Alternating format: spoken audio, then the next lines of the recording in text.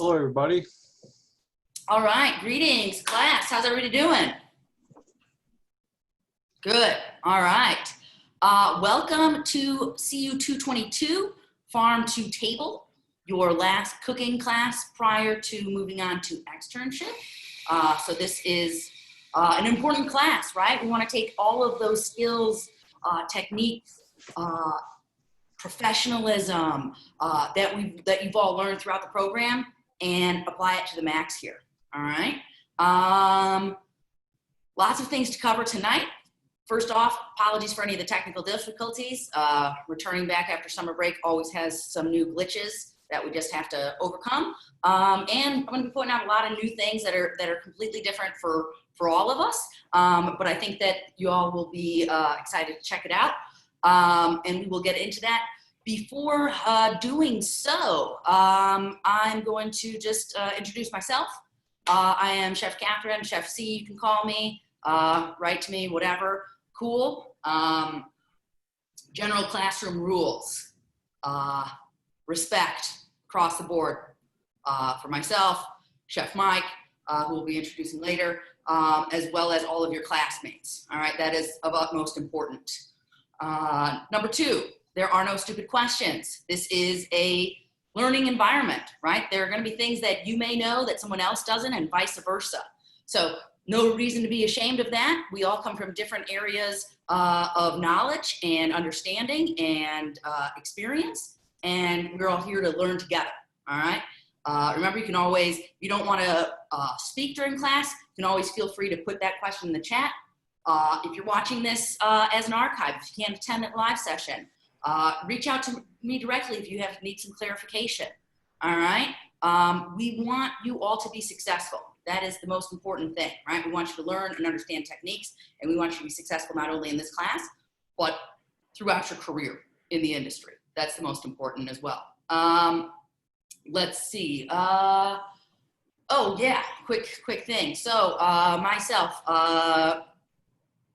started off working in the industry, helping out, my mom's friends doing catering when I was like 14, got into first restaurant at age 18 as a prep cook, learning everything from, standing in a walk-in cooler, cranking out, burger patties in freezing cold temps, and moved my way up, went to culinary school out in New York, CIA.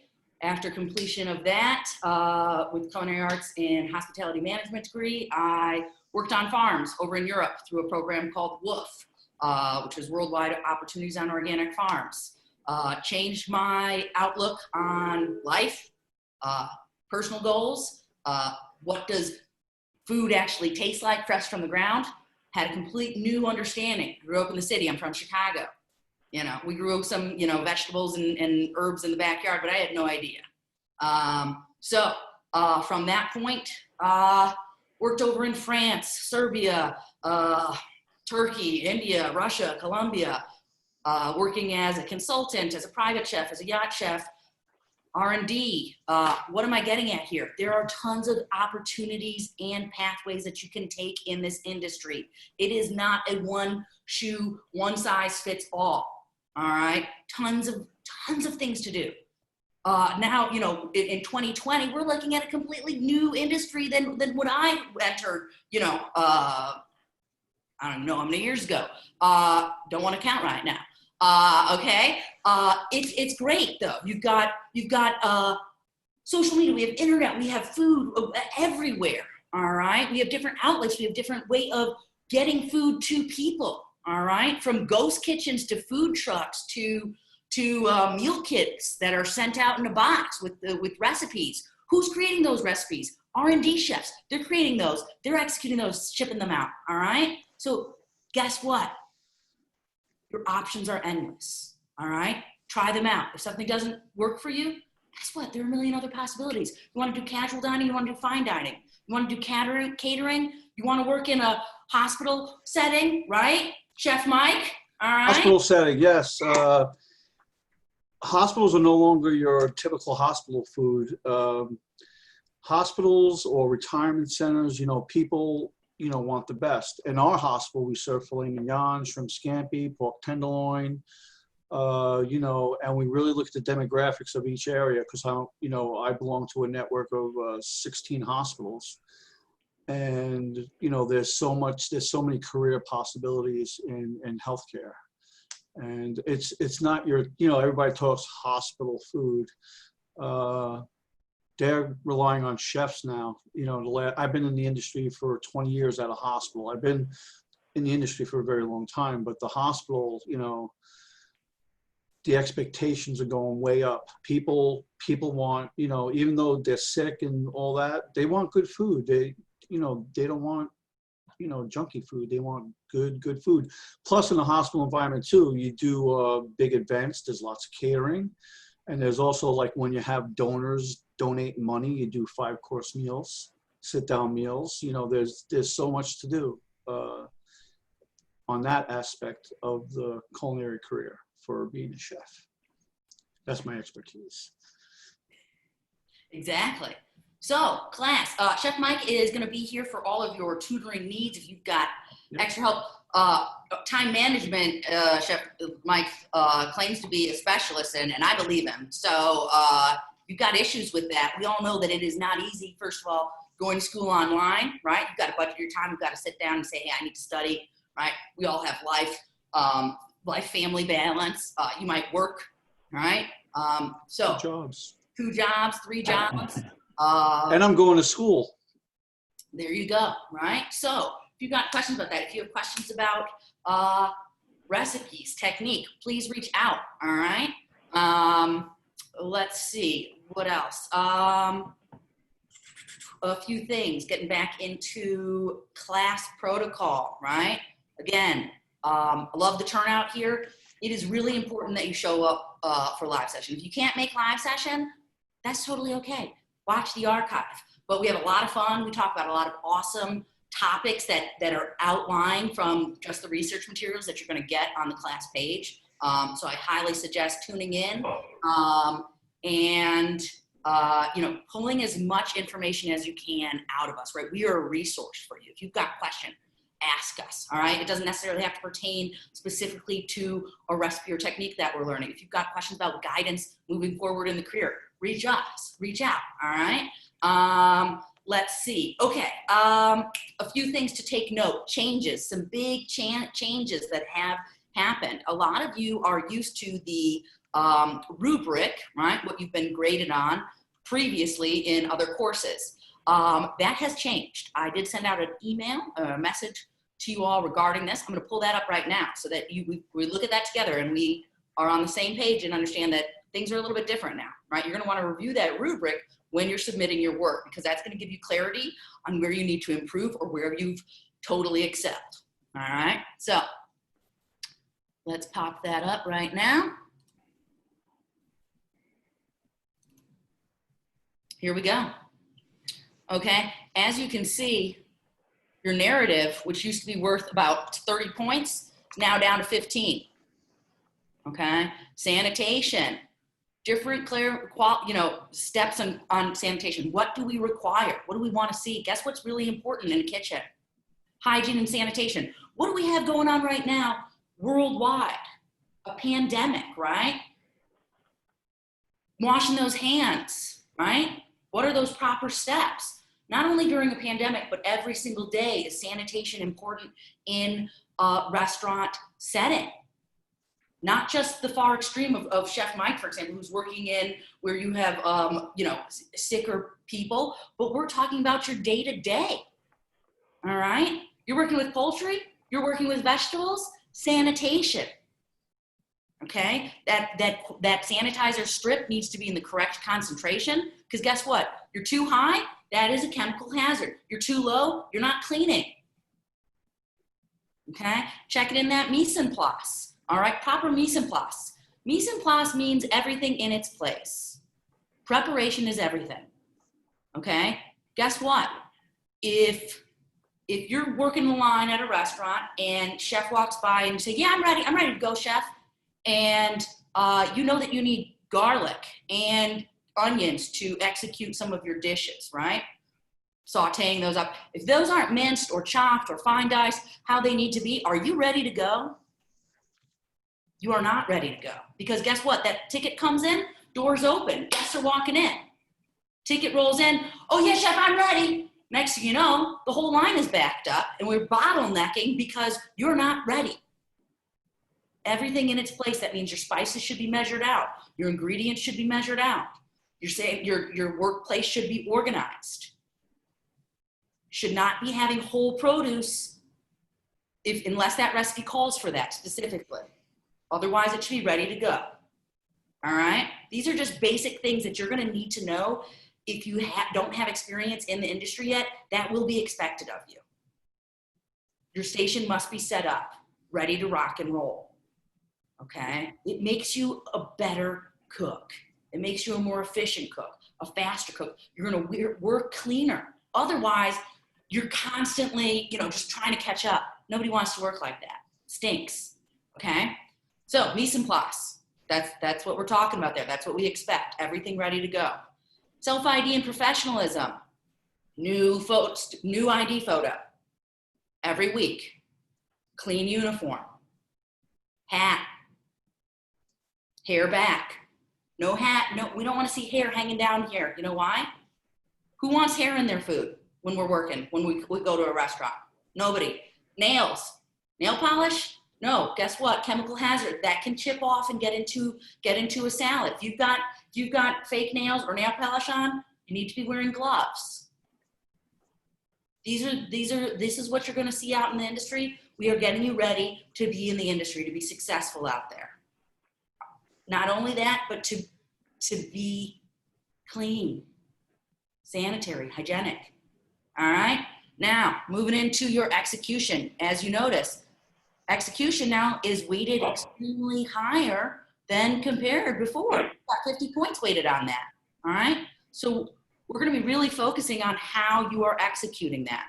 Is that pan hot enough when you're putting that protein in? Are you getting a good stir? Are you steaming because you overcrowded your pan? What's going on? Did you blanch? Did you cook that broccoli and asparagus and it's army green? Army green shouldn't be there on vegetables, right? Unless you're making a very specific dish where that requires it. Otherwise, you want vegetables to be bright, full of nutrition, full of flavor. There's a thing called al dente, right? To the tooth. You want some resistance, okay? In those products. And then submitting on time. On time. As soon as you cross that late period of after 11:59 on Tuesday, you're getting knocked off 10 points, right? That's just what happens. Guess what? Being on time is extremely important. Just like we said, when the chef's walking by you ready for service, you got to be there. Okay? All of these things will help you be a better cook in a kitchen, a better chef, a better manager, a better leader, a better example for people that you are leading in a kitchen as well. Okay? Does anybody have any questions on that? No? Solid. All right. Cool. Let's hop into the next thing. Syllabus. I'm not going to go over this too much. Take your time and read this because you'll understand where point distribution is going. All right. Where are we here?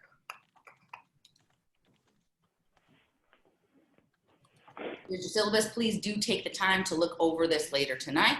You'll understand what we're going to be doing, course objectives, all right, as well as your points, right? Knowledge checks worth 20%. Assignments are worth 80%. Remember, we're talking about 50% being assessed on your technique. Follow the recipe. If you have questions, reach out. If something goes wrong, talk about that in your narrative.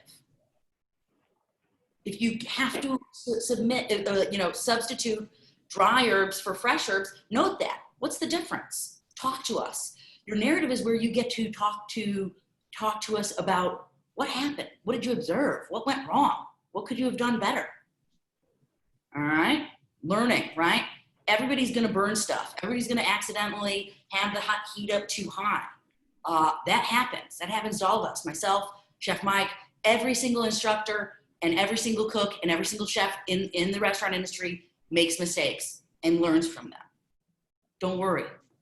There's nothing to be ashamed of that, all right? It's about taking that mistake and learning from it. Who's ever added too much spice to a dish before?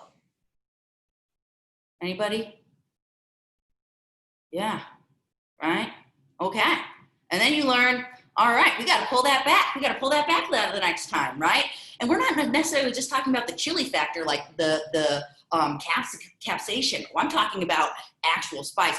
You throw an extra few too many cinnamon sticks in there, lace it up with too much cardamom. Whew.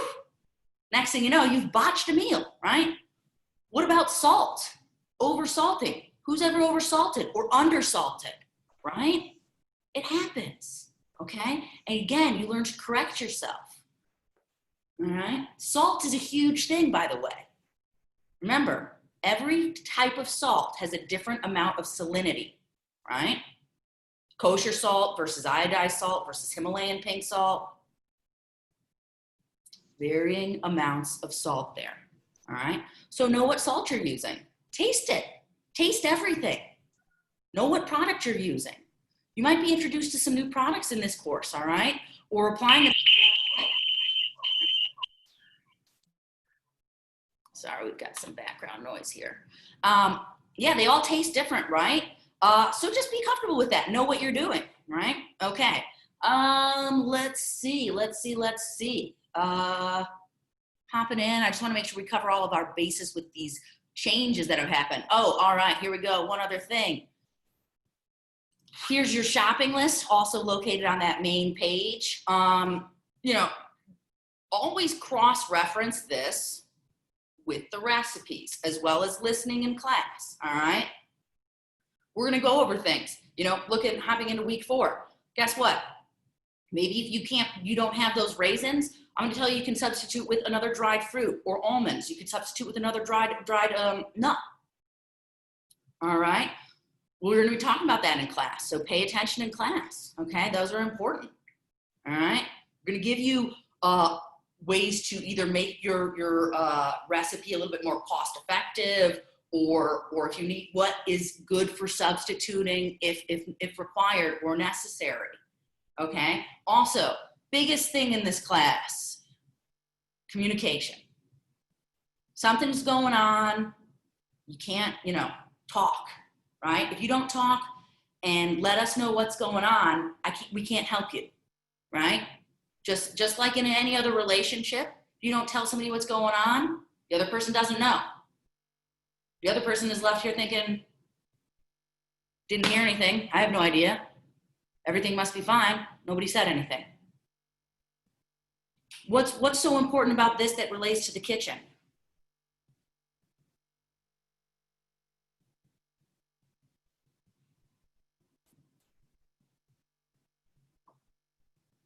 Hot behind, right? Knife, corner, coming through, door open. Who's ever worked in the kitchen? If you haven't, don't worry, but you're gonna start getting really familiar as soon as you hop into one. These are key words, okay? Because if you're walking behind with a sharp knife, which happens, right? We've got sharp knives, or a hot pan. You need to let people know, because somebody else is gonna be working to their back to you. You're walking behind them. How am I gonna know what's going on when my back is to you? I'm focused on what I'm doing. You gotta let that person know. Otherwise, boom, turn around and guess what? All that time you spent working out that bechamel just got knocked on the ground. Now, not only are you set back on product, you have to remake that, all right? And now you gotta clean it all up. Okay, communication. Not to mention, we also have a lot of external things going on right now, okay? With COVID, with whatever, all right? Reach out. If something's holding you back in regards to that, accessibility, inability to get out, reach out, let us know, we can talk, all right? Again, communication. Does anybody have questions about that? Cool, solid. Yeah, a lot of you guys are talking about behind you, not before coming out of the walk-in. Yeah, otherwise you open that door, boom, you blast somebody. Right? Okay? So, class, most important is having fun, cooking from your heart, and learning. All right? We are all in this industry because we love cooking for others. Right? I mean, that's the joy that comes from creating dishes. If you're not doing that with passion and love, you know, I don't know. That's what food comes from. I mean, who absolutely on the stream loves cooking when they need to just clear their mind, when they need to do anything, they just go to the kitchen, right? It's therapeutic, right? You feed souls with this, all right? This is, sorry about the screen in the back. It's blowing. It's hotter than heck in here. So this is what it's about, right? Lots of love, lots of passion. And that's why sometimes we get so worked up when we don't make something right. We get frustrated because it's so close to our heart, right? And trust me, been there. It's okay though, all right? It is okay. So, food. Where does your food come from? The land, we know. How far did your food travel on average? What do you all think? About 3,000? It's a good guess. Could be up to that.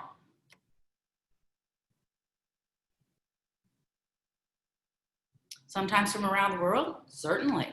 About 1,500 miles on average. All right? Depends on where you're located, what you're getting, where you live, what season it is.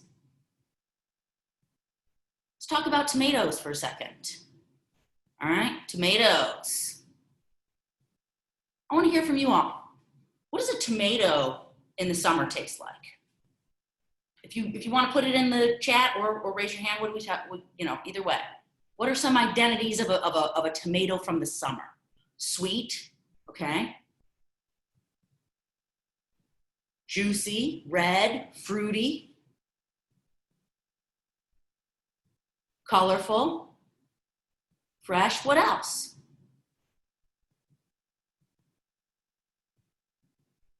Smell, great observation. What else? Meaty, so texture. All right. What about a tomato, dead of winter? Maybe now this is different in certain areas, right, where you might have accessibility to warmer climates that you're getting a lot of higher quality flavored tomatoes. But what about those winter tomatoes? What do they look like? What's their color? What's their smell?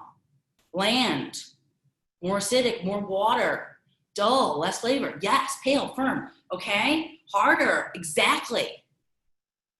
Okay, so we're talking about seasonality.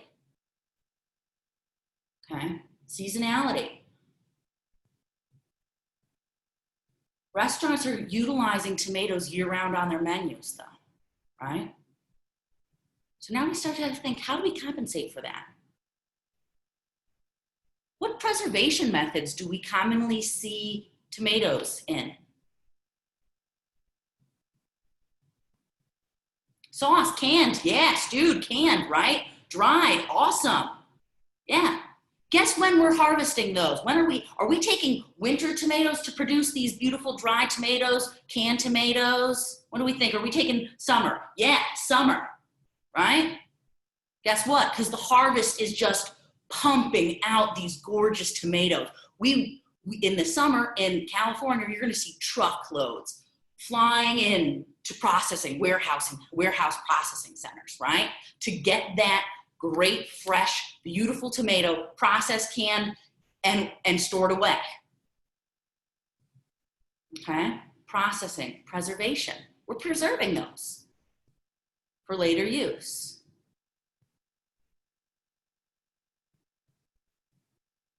So this class, we're going to be learning about where does our food come from? How long does it take to get there?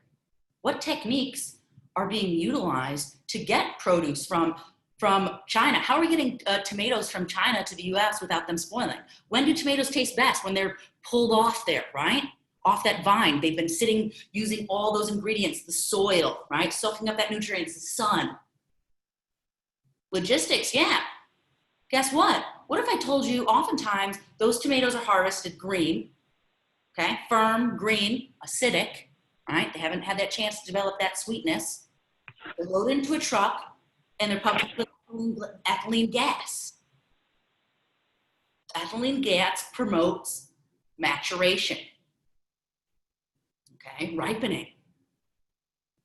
That's why we get these tomatoes that are, their texture might be a little bit less than desirable. Their flavor isn't as good because they haven't been growing on the soil. Now, does that mean it's a bad product? Not necessarily. It just means that product isn't going to match what a product tastes like in the, you know, the peak of harvest during the summer.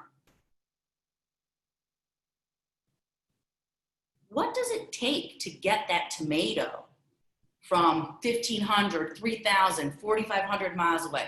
What does that take? Somebody talked about, Randall was talking about logistics. Money, care, yeah, what else?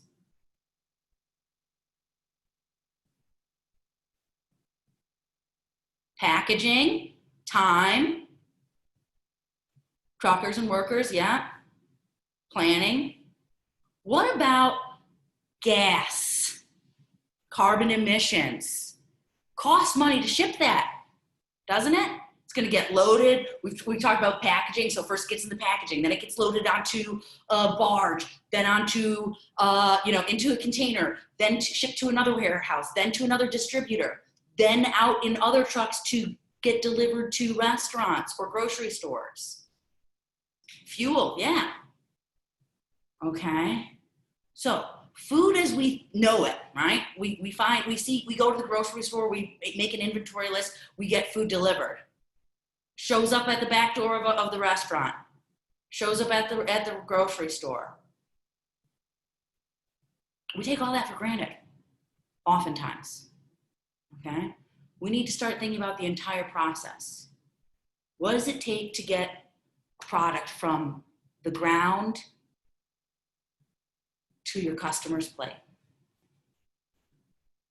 A lot of steps. A lot of hands touch that along the way. What does that mean?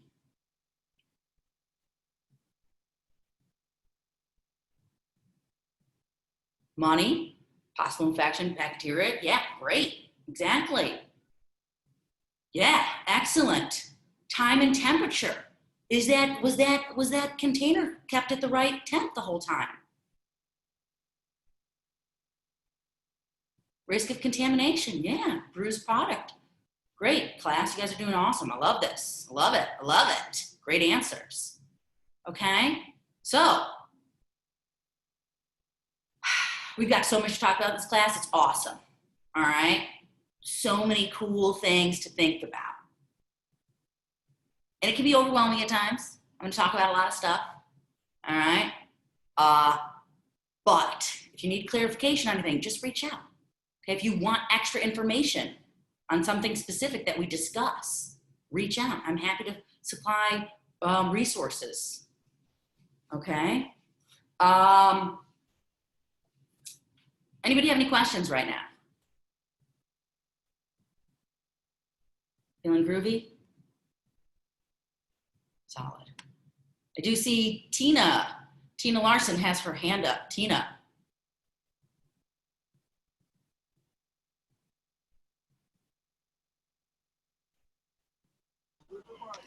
I was looking at the assignment and it says we have to plant a seed.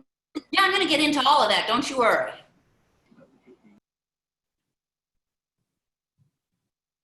Does anybody have any questions regarding what we've been talking about?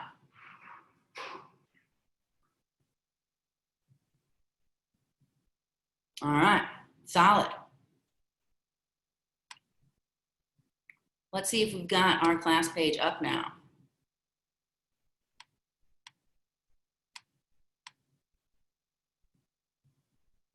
All right, we're all set. Cool. Tina, your question will be answered very shortly. All right, class, here we are, all right?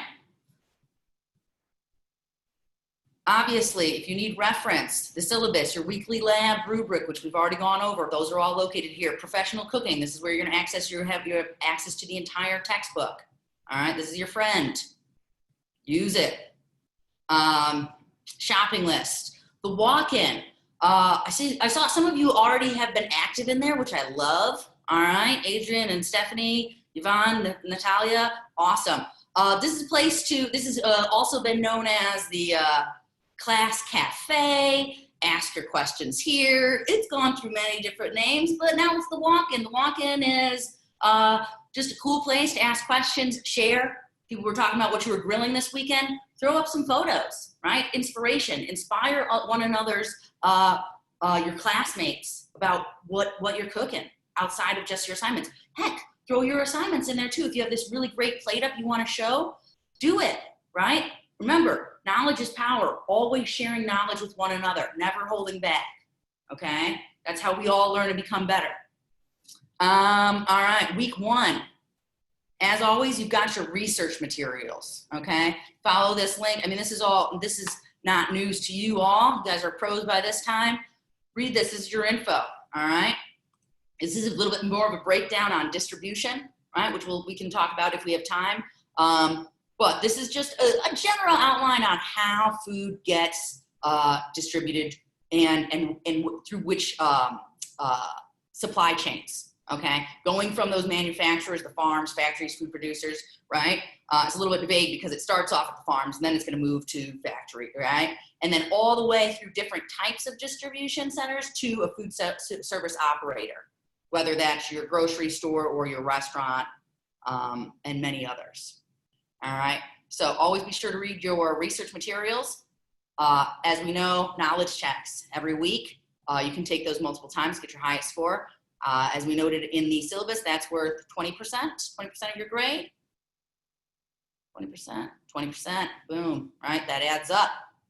Okay, let's see, moving in. Live session archive will be posted once it is uploaded and downloaded, which takes some time depending on the internet, but usually I try to get it ASAP. Again, refer to that lab rubric if you've got any questions, because it is new. Now, here is your assignment for this week. As Tina was pointing out, we are going to plant a seed this week. All right, seed packet and or a vegetable scrap. All right, and where you're going to be planting this or how you're going to plant it. Now, you're saying, hey, I don't know how to plant a seed. I've never done that. What's going on? Guess what? I've got information for you here. All right, we're going to be looking at this plant that you start this week throughout the entire duration of the course. And you're thinking, why are we starting a plant? Well, guess what? We need to learn and understand what it takes to be a farmer on a very teeny, small scale. There are a lot of things that can happen. The crops fail. The sun gets too hot, burns them. You overwater, gone. Torrential downpour. Weather, you can totally destroy crops. And farmers are sitting there thinking, oh my gosh, do you know what type of life farmers have? They are barely making it by, all right? We need to appreciate and respect food. Food waste, something we're gonna get into later on in this class. It is incredible, the amount of food waste that is wasted worldwide. Doesn't matter what kind of plant, this should be a fruit or a vegetable, okay? That means an herb, anything. Now, if you look at your class page, you will see this. Every week, you're going to have one of these handy dandy little slideshows, all right? And, oops, yeah. When you hover over, oh, shooters, where are we? I think we have a little incident here. All right, there we go. When you hover over, you're going to see that this highlights, right? Underline things that is going to take you links. To cool, interesting articles. Seed starting info, food from scraps. So if you can't find seeds, this is awesome. This is going to give you tips on how to grow from everything from an avocado to a bulb of garlic, right? A little clove, taking from a sprig of a plant I do highly recommend. This does not do well if you go from the pre snipped parsley or basil that you're buying. You want to take that from a plant. So maybe you buy that basil plant at home, snip it. It's just what I've seen. Some people have success with it from starting from a pre-clipped plant. Most don't. Bok choy, right? Celery, lettuce, carrots do really well. Scallions, green onions do fantastically. All right. But these are things that you're going to have laying around, right? If you don't have the accessibility to get stuff going and get to the store to get your seeds, hit this up. I'm going to show you. I'll show you guys what I've got growing. Scallions do phenomenally well. You save about an inch from the bottom of the root and your white part. About an inch. Maybe you're snipping up a bunch of those. Throw them in a little bit of water. All right, a shallow amount of water, make sure those roots are submerged. Within a day, you're gonna start to see green parts shooting up, a day or two, all right? Next thing you know, they're curling up. They're growing like crazy, okay? Be sure to change that water frequently. You'll notice it has a little onion-like smell. Just wanna rinse it. Tepid water, not hot, not cold, just a nice, room temp, cool water. Rinse them. Discard that water, keep it going. You can start this off in something as simple as, I started mine in a little takeout container, a little plastic takeout container. You don't need anything fancy, all right? And next thing you know, they're growing, okay? Hold on one sec. I'm gonna grab my pot because this is pretty impressive. These literally came from nothing, all right? So it's awesome. I'll be back in one sec. Chef Mike, talk if you want. Hey, how you doing, everybody? Oh, everybody's muted. Look at that. Do you guys know how to unmute yourself? You right-click on it and you can talk. Yeah, we got Hello, that. Chef. How are you? Good, good, Hello, good. Chef. Hey, what's up, everybody? Good evening, Chef. Someone asked Good someone evening. asked, hi, someone asked a question about they don't have sun, so what you can grow. Try growing mushrooms. Yeah, I don't get sunlight where I live. That is Natasha Little. What She about said- peppers? Yeah, you can try to grow peppers. I have some All fresh right. habaneros in my Yeah, there you go. refrigerator right now. Yeah, that would work great. Yeah, those should work out real well. Hey, What Chef, about hot climate I have in Las of Vegas? green onions already growing. Yeah, green onions, they're good. That's what. Okay, Catherine's back. Yeah, start some new. Everybody, if you've got plants already growing, awesome. Start from scrap though. We want to see you starting from something. Look, these are all green onions that literally started from a 1-inch piece of white scallion and a little bit of root. Carrot tops. See these? Let's see if we can do this. Do you see that little carrot in there? Started off as a carrot.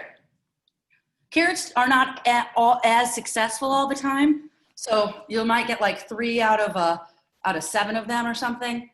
They're just a little bit more finicky. But again, you just take off that, you're knopping off the top and tail when you're prepping, and you save that, put that bottom in a little bit of water. You're gonna see some green popping out. These basil leaves here. I purchased a basil plant and I snipped about 3 off right around there. I put those in the water. One started growing roots in about 2 days. The other one took about 4 or 5 days. Eventually, once you get some solid roots or some definite length, get some soil and you can transfer into a pot. Okay? If you can't, guess what? Those scallions, keep changing that water. You're gonna be able to just snip off the top. Use a little bit. Okay? You can start from seed. If you have seeds, I think I heard somebody talking about peppers. You can take those and the link that is on the how to start from seeds will also give you an idea on how to do that. There are multiple ways of growing from seed, whether you're taking a wet paper towel and letting that seed start to germinate and pop out. Has anybody soaked beans too long, and then all of a sudden you start to see a little shoot coming out of that bean, right? That happens. Bean sprouts. Who ever eats Chinese food? Bean sprouts. Yeah, love those bean sprouts. You know how easy that is to grow? You take mung beans, all right? Mung beans, you could buy them whole. Soak them in water. Then, you know, not a huge amount, small amount, right, that you just want to grow. And then after, I'll send out you a link, but basically you let them soak for a while, get super hydrated. They're going to start to get a little poke out of there, which is the germination, right? It's coming out. And then you basically just start switching out your water, rinsing them, draining them, and then they'll start to grow. Eventually you're going to get bean sprouts. Okay. If your plant dies on you, that happens. I had plenty of vegetables that didn't work, you know, toss them out, start again. It's really easy. You're going to be cooking. You're going to have vegetable scraps. Okay. You're going to have an extra clove of garlic laying around. Use it. So that is part of your assignment that we'll be checking up on the next 12 weeks. And pretty much, I saw somebody asking about sweet potato. You know, as long as you've got some light in your house coming in through a window, you should get some action. I would highly suggest growing from like a green onion. They're going to do all right. Or transfer outside, but hey, garlic's going to go. Garlic goes really well. Remember, garlic's growing in darkness, right? When do we see potatoes getting eyes growing on them? And garlic, when they're sitting in that dark cupboard, right? Because it's going through the process, the normal process of life. Okay. So, let's hop into the assignment. So, speaking of herbs and garlic and everything delicious, we are going to be making some herbed condiments this week. So, where are we? Here we go. Tina, does that help answer your question? Yeah, a little bit. I'm researching what I want to plant. All right, cool. Sounds good. So here we go. In addition to your photos, your herb condiment, self-ID, Sani, mise en place, we know this, and your finished condiment. Obviously, we're going to see in that mise en place all your ingredients ready to go. There are different ways to execute your herb condiments, right? Whether it's blender, food processor, mortar and pestle, or knife, all right? Then you are required to make a vegetable or a starch side dish, all right? Again, mise en place, that dish cooking and the finished product, as well as a choice of protein. So have free reign, all right? Have some fun. What I would highly suggest is what technique do you feel like you need to improve upon? Were you really great at saute, but didn't do an awesome job on roasting? Work on that, right? This is time to get feedback on a technique that you maybe want extra help with. Maybe you want to cook a protein that you haven't cooked before. Give it a go. We do want to make sure that we see that thermometer with the correct temperature. What temp does a chicken need to be cooked to? 165. Yeah, I like that speed. Awesome, right? Make sure you're getting those temps, right? Seafood, what temp does that need to go to? Beef, are you serving it medium rare? Are you serving it well? Pork, what temp, right? Know your temps. And then a nicely plated dish, all right? With that protein, your choice of side, and the herb condiment. Now, let's hop into these herb condiments, all right? You've got, let me just go back up to here. Got 4 different options. I'll tell you right now. Gremolata, your cheapest, your most cost-effective one, right here, okay? Pesto, probably your most expensive. Basil, Parmesan, pine nuts, expensive. right? Especially for the quantity. Zug, depending upon if you have the spices on hand, not expensive if you have those spices on hand. Chimichurri, pretty inexpensive. We're gonna walk through these recipes. I'm gonna tell you about what you can substitute, omit, et cetera, if need be.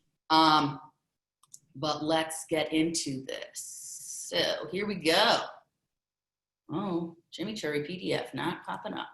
Let's take a look at this gremolata. Got lemon zest, parsley, garlic, anchovy fillets. Super simple. When you get a can or a jar of those anchovy fillets, save the oil, save the extra anchovies, utilize it in another dish, save it for later. They're preserved, they're gonna stay for a while. They're either gonna be oil or salt cured, okay? They add umami. What is umami? Who remembers what umami is?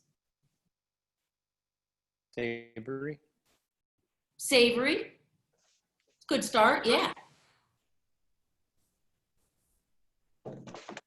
It's a richness, it's a fullness in the mouth, okay? Meaty, yeah, can be described as that as well. It's a fullness, okay? If somebody has allergies, let's talk about this right now. If you have allergies or religious restrictions on diet, do not make something that you cannot eat, right? We don't want you getting sick. We don't want you, making something in your kitchen that you can't make in your kitchen. If you've got a question, reach out. In this case, fish allergy, don't make your gremolata. Pick another option, okay? You can substitute anchovy paste if you do not have anchovies, that's fine. This is delicious. A gremolata is delicious on fish, seafood. It's utilized in many different applications. Now, if we hop back into this class page, hold on. If we hop into that class page again, you will see on, geez Louise, I've got too many things open right now. Let's just hop in here. Here you go. Here's some cool info in this. One second.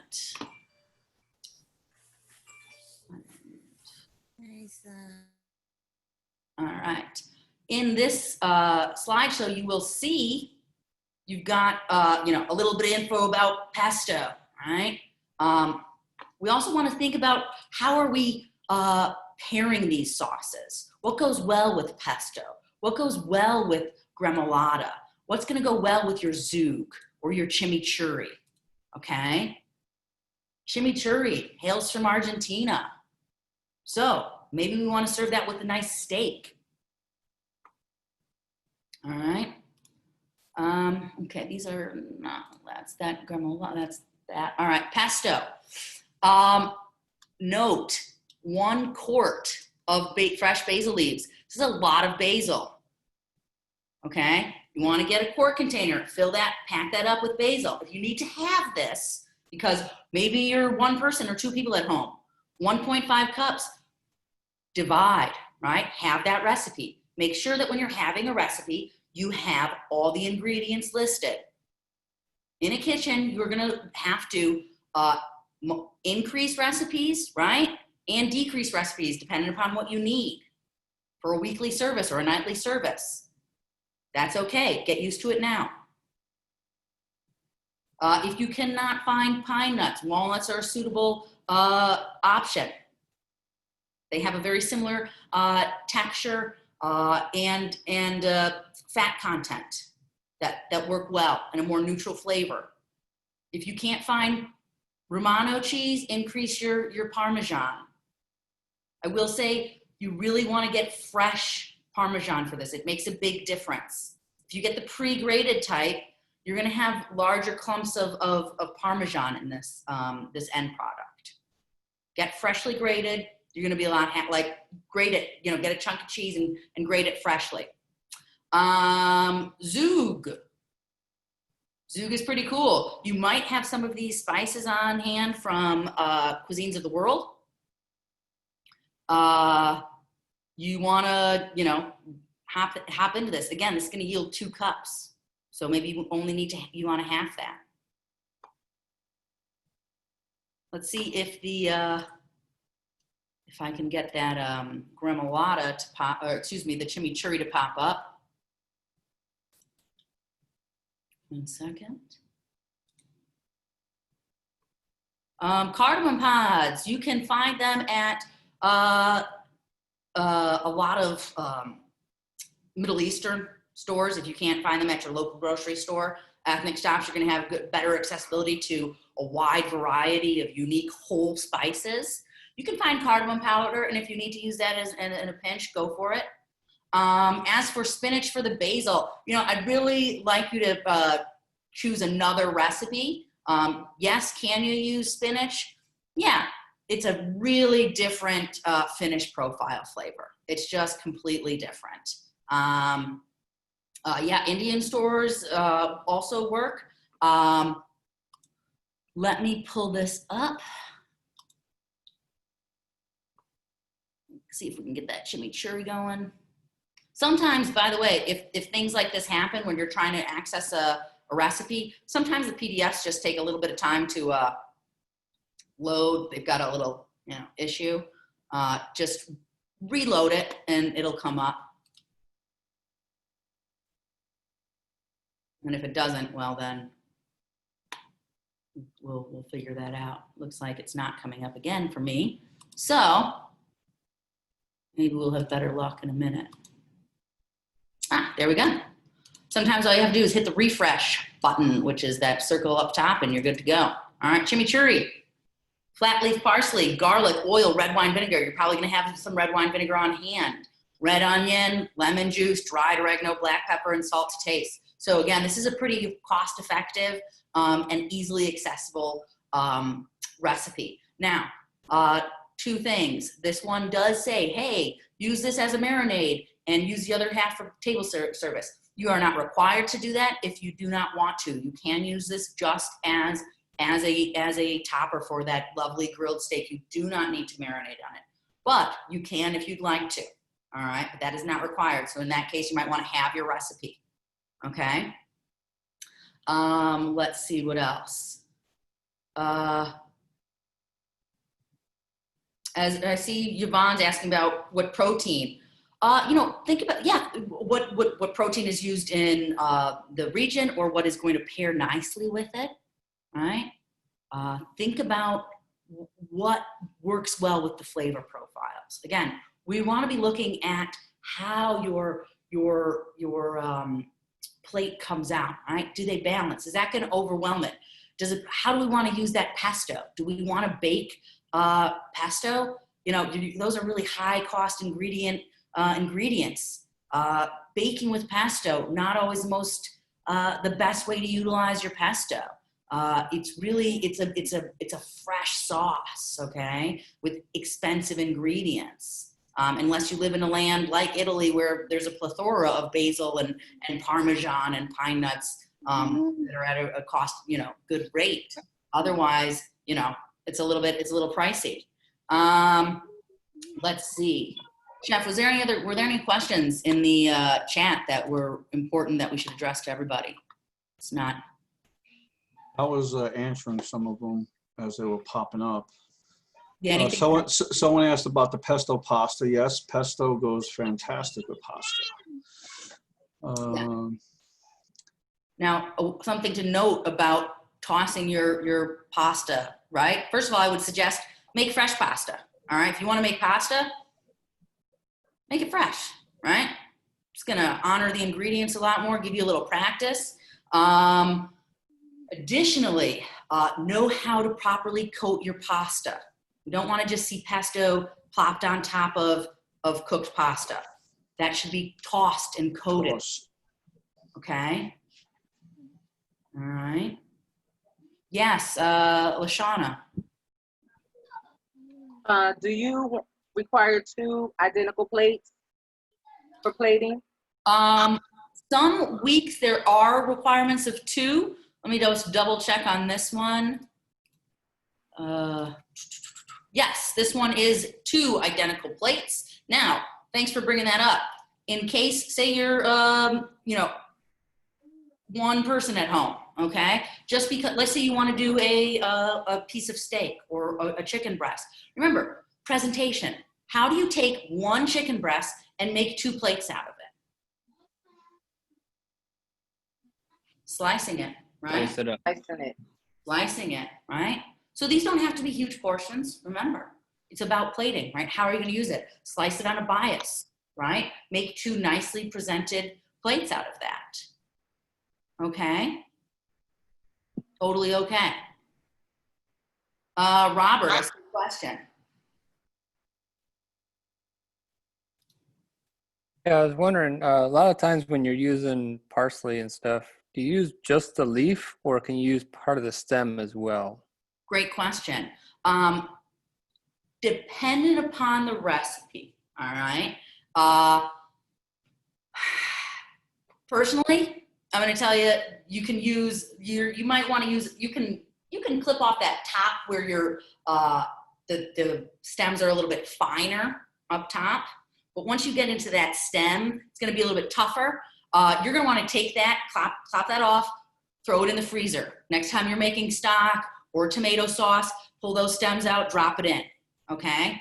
Cilantro is a little bit different. Cilantro is really far more tender. It's not as fibrous, okay, of the stalk. That blends up amazingly well. You wanna whip up cilantro stems in a salsa, go for it. Finely mince that, go for it. Parsley's just a bit tougher, all right? I would suggest, you know, pulling your herbs, you're gonna have a nicer finished product. Thank you. Yeah, you're welcome. Any other questions out there?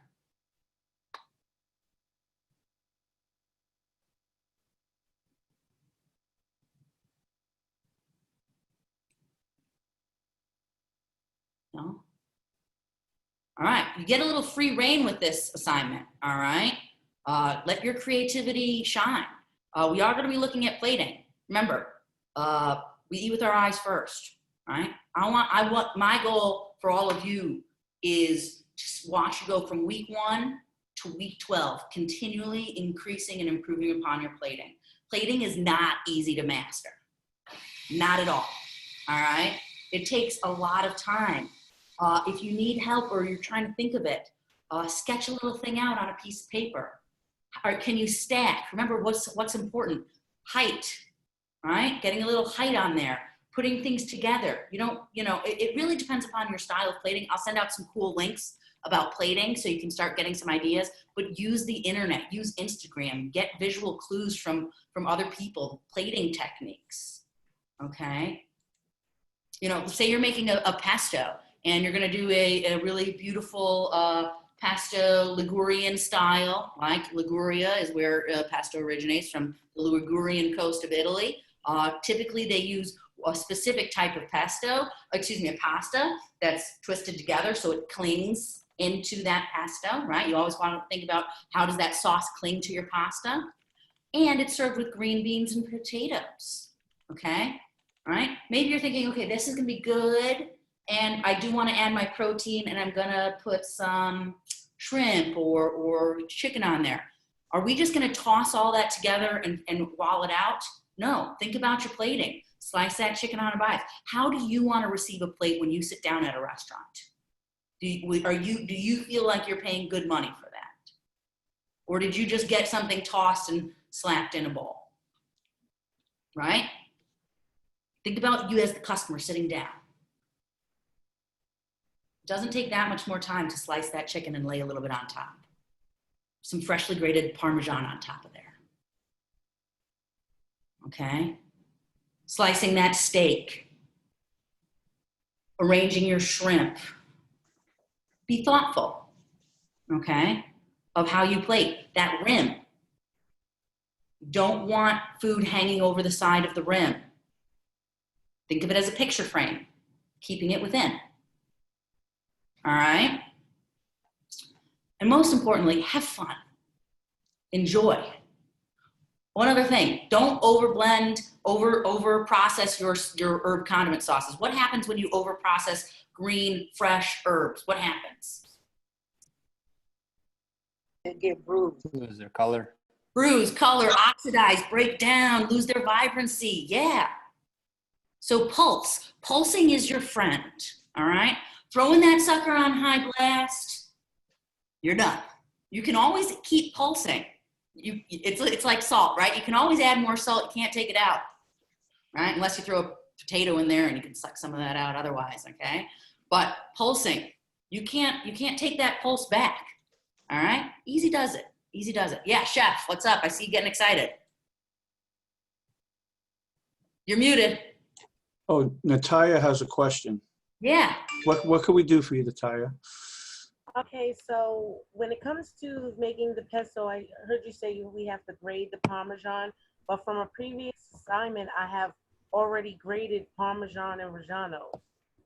Can I use that to make it? Yeah, if you graded fresh Parmesan, go for it. That's cool. Okay. Yeah. It's more of just, yeah, you're welcome. Let me give you guys a visual cue here. All right, this is gonna help.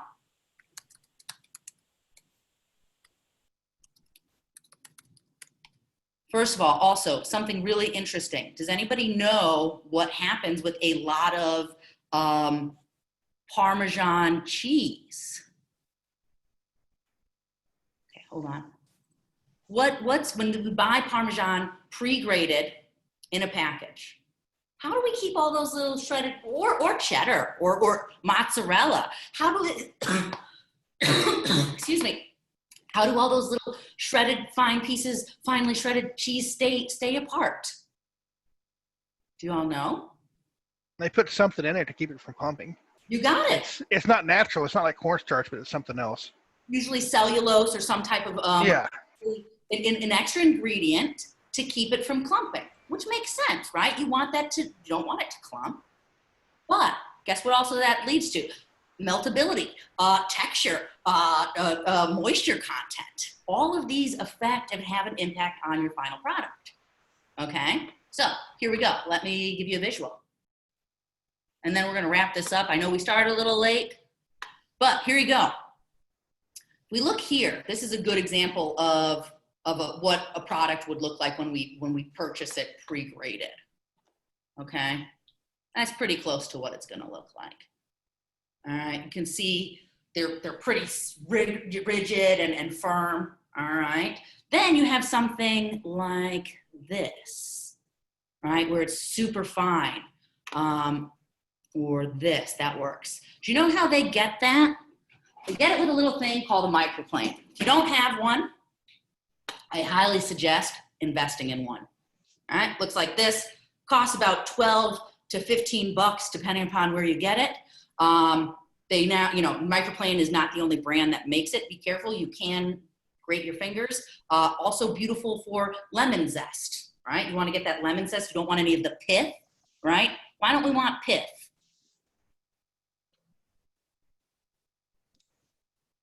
What is The pith? flavor, it's the flavor. It gives it a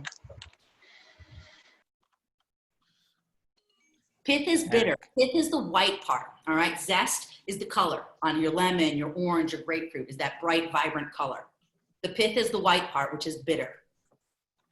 Okay, this is gonna take off just that color. It's gonna be extremely fragrant. It's gonna be super fine. Also does an amazing job on your Parmesan, your whole cheese, nutmeg as well. Some people use it for garlic, ginger, tons of uses. And it makes your Parmesan cheese like little angel hair dust. It's just like feathery goodness. It melts, it shrivels upon that pasta when you grate it on. It just wilts into it. It's fantastic.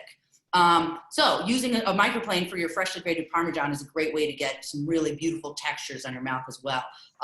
Utilizing the grated Parmesan, it's just, like we said, it's got extra added ingredients. It has a different texture. All right, doesn't mean it's wrong or bad. Cost effective wise, it's a lot cheaper.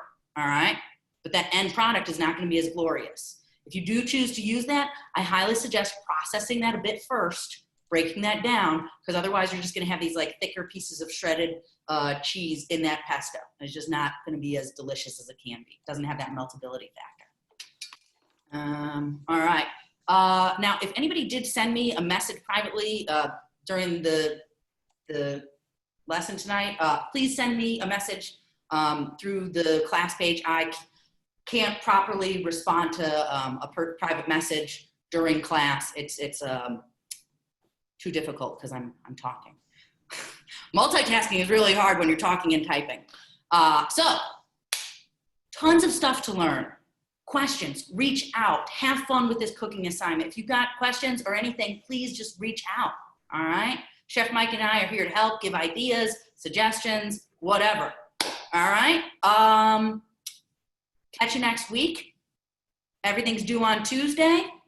Have a wonderful weekend, stay cool, and enjoy the food. Take care, everybody. And remember, any questions or you need some tutoring help, I'm here and available. Thank you, Chef. Have a good one. Have a great one, everybody. Bye. Night. Night.